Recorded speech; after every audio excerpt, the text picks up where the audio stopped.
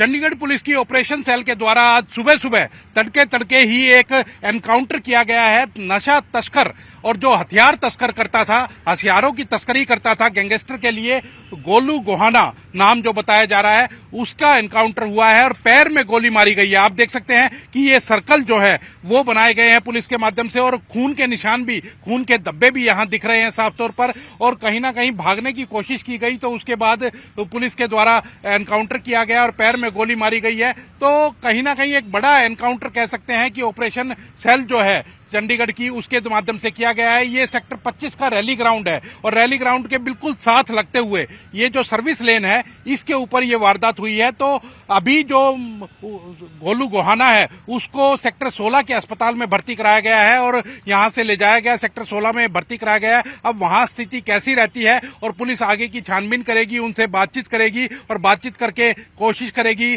आगे के राज उगलवाने की कि किस तरह से किन किन को वो तस्करी करता था, नहीं करता था, क्या उसमें निकल करके सामने आता है। लेकिन सुबह सुबह ही ऑपरेशन सेल ने इसको अंजाम दिया है। चंडीगढ़ पुलिस की ऑपरेशन सेल के द्वारा आज सुबह सुबह तड़के तड़के ही एक एनकाउंटर किया गया है। नशा तस्कर और जो हथियार तस्कर करता था, हथियारों की तस्करी करता था गैंगस्टर के लिए, गोलू गोहाना नाम जो बताया जा रहा है, उसका एनकाउंटर हुआ है और पैर में गोली मारी गई है। आप देख सकते हैं कि ये सर्कल जो है वो बनाए गए हैं पुलिस के माध्यम से और खून के निशान भी, खून के धब्बे भी यहां दिख रहे हैं साफ तौर पर। और कहीं ना कहीं भागने की कोशिश की गई तो उसके बाद पुलिस के द्वारा एनकाउंटर किया गया और पैर में गोली मारी गई है। तो कहीं ना कहीं एक बड़ा एनकाउंटर कह सकते हैं कि ऑपरेशन सेल जो है चंडीगढ़ की, उसके माध्यम से किया गया है। ये सेक्टर 25 का रैली ग्राउंड है और रैली ग्राउंड के बिल्कुल साथ लगते हुए ये जो सर्विस लेन है, इसके ऊपर ये वारदात हुई है। तो अभी जो गोलू गोहाना है उसको सेक्टर 16 के अस्पताल में भर्ती कराया गया है और